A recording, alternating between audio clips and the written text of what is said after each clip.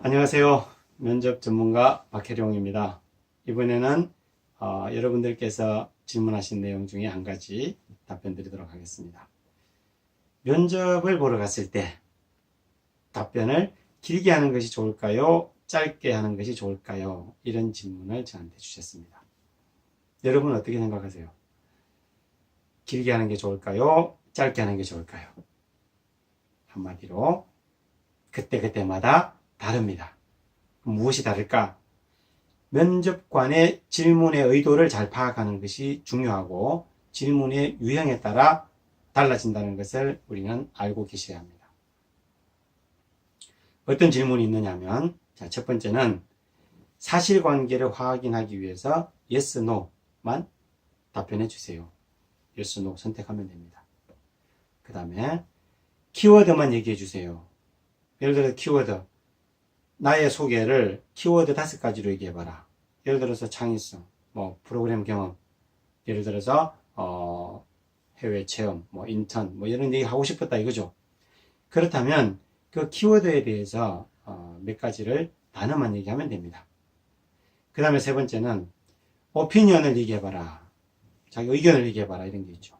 오피니언 의견이라고 하면 적어도 어떤 이슈에 대해서 나는 찬성합니다, 반대합니다. 이러이러한 이유 때문에 간결하게 이런 증거 또는 이런 배경하에서 저는 찬성이에요, 반대예요. 그것도 20, 30초 안에 얼마든지 할 수 있습니다. 그 다음에 네 번째는 사례를 한번 얘기해봐라. 그것도 구체적인 사례를 얘기해보세요. 이런 기회를 준다거나 묻는다면 구체적인 사례는 6하 원칙에 따라서 해야 됩니다. 누가, 언제, 어떻게, 언제, 무엇을, 어떻게 했느냐 이런 부분들이 되겠죠. 그래서 6하 원칙에 따라서 한번 챙겨보시는데 최근에는 STAR, 스타 모델에 따라서 한다고 저도 몇 번 말씀드렸는데 과거 경험 사례를 여쭤볼 때 나는 과거 경험이 어떤 상황에서 이런 경험을 했습니다. 그리고 그때 제가 해결해야 될 과제나 문제점, 힘들었던 것은 이런 겁니다. 그것을 위해서 저는 구체적으로 이런 행동을 해서 이 문제를 해결했다 또는 다른 뭔가를 취하게 되었다, 공부를 했다, 여러 가지 있겠죠. 구체적인 행동을 얘기하는 겁니다.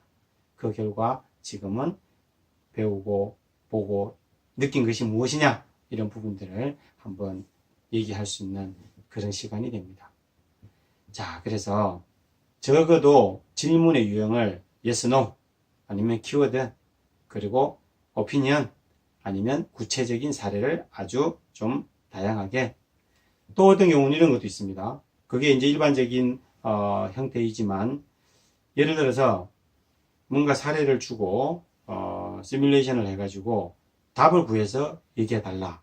그러면 그 자리에서는 답만 탁 얘기하면 되는 거죠. 그 다음에 또 어떤 게 있을 수 있냐면 주고받는 대화가 있습니다. 예를 들어서 면접관이 한 대목을 질문을 하면 답변자는 거기에 대해서만 답변을 하고 또 면접관의 질문이 이어지면 거기에서 얘기하는 주고받는 식의 대화 형태도 있으니까 그것은 눈치를 좀 보면서 이 내용은 대화의 형식이구나 또는 여기는 내 오피니언을 적어도 20, 30초 안에 충분히 얘기하라는 것이구나 아니면 사례를 구체적으로 얘기하라는 것이구나 이런 판단을 하는 것이 필요합니다. 제가 면접을 직접 보면서 좀 개선했으면 좋겠다라고 생각하는 답변 무엇이냐면 이런 겁니다. 자, 제가 자기소개를 준비를 워낙 많이 해와서 그것을 다 1분 스피치 형식으로 듣지 않고 키워드 5개 정도만 얘기해 주세요. 이렇게 제시를 하면 어떤 경우는 이렇게 얘기합니다. 자, 3번 지원자 박혜룡 말씀드리겠습니다. 아니면 질문에 답변 드리겠습니다. 첫째, 창의성. 둘째, 열정. 셋째, 팀워크. 넷째, 해외 인턴 경험. 다섯째, 이런 식으로 첫째, 둘째, 셋째 아주 습관적으로 연습을 한 거죠. 그리고 누군가 그렇게 하라고 또 가르쳤나 봐요. 너무 눈치 없는 짓입니다. 그러면 질문했던 면접관이 중간에 중단을 시켜서 그 첫째, 둘째 그런 사족을 다 빼고 키워드만 얘기하라고 하는 경우도 있습니다. 그 다음에 또 오피니언을 얘기하라고 그랬더니 의견을 한번 얘기해 보세요. 이렇게 하고 사안을 살짝 던졌어요. 저는 그런 사례가 없는데요. 아니면 저는 그거에 대해서 찬성입니다. 저는 그거에 대해 반대입니다. 더 이상 얘기를 안 해요. 그럼 어떻게 우리가 면접관이 생각할 것인가? 이 친구가 분명히 뭔가 오피니언을 얘기하라고 그랬는데 오피니언, 의견 이것에 대한 개념을 좀 잘 이해를 못하고 있나? 이렇게 이렇게 생각하는 경우가 많이 있습니다. 그 다음에 또 실제 면접 현장에서 이런 사례를 봅니다. 어떤 지원자는 모든 질문에 다 말을 많이 해요. 또 어떤 지원자는 모든 질문에 다 간결하게 얘기를 해요. 그래서 제가 눈치를 좀 보고 자기 성향을 보라고 하는 이유는 이겁니다. 내가 평소 때 좀 말이 많고 뭔가 얘기를 하면은 뭐 전후 사정을 얘기하고 서론 본론 결론을 다 얘기하고 이런 사람이면 면접을 보러 갔을 때 한두 포인트에 한두 질문에서는 그렇게 하세요. 그러나 한두 포인트에서는 딱 간결하게 핵심 단어를 던진다든지 간결한 답변을 하는 게 좋습니다. 그 반대의 경우를 한번 보면 내가 평소 때 말수가 좀 적고 그냥 고개만 끄덕일 정도로 정말 말도 많이 안 하는 경우, yes, no만 하는 경우 내 성향이 그렇다 라고 하신다면 필요한 것은 yes, no 그렇게 간결하게 하지만 사례를 얘기한다, 오피니언을 얘기한다 했을 때는 내가 생각하는 것보다 평소 때 내가 생각하는 것보다 조금 더 말을 많이 했다 또는 많이 해야지 이런 생각으로 접근하시는 게 더 유리합니다. 제가 면접을 보다 보면 정말 그런 성향이 너무 드러나서 A라는 지원자는 얘기할 수 있는 기회를 줌에도 불구하고 안 하는 사람이 있고 또 B라는 지원자는 그만했으면 좋겠는데 계속 말을 많이 하고 이렇게 해서 판단에 영향을 미치는 경우를 종종 봅니다.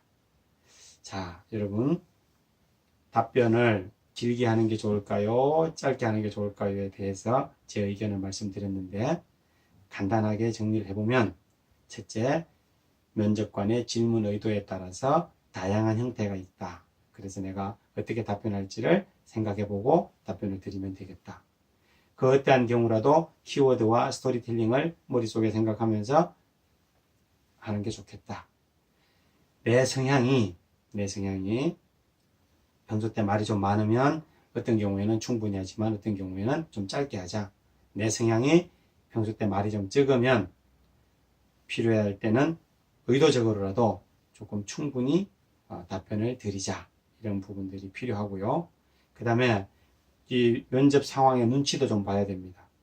주어진 면접 시간이 있는데 시간이 다 초과되어서 그만하고 싶은데 답변자가 계속 눈치 없이 더 하는 경우도 있고 또 옆에 사람이 길게 하니까 나도 길게 해야 되나? 옆에 사람이 짧게 하니까 나도 짧게 해야 되나? 이런 여러 가지 실제 현장에서는 눈치가 보이는데 그러한 정황적인 부분을 두루 판단을 해서 유연하게 대응하는 게 필요합니다. 자, 이렇게 하시면 면접에서 답변의 길이에 대해서는 어느 정도 이해를 하실 것이라 생각합니다. 이상 면접 전문가 박혜룡이었고요. 여러분의 면접 합격을 진심으로 기원합니다. 네, 잘 되실 겁니다. 화이팅!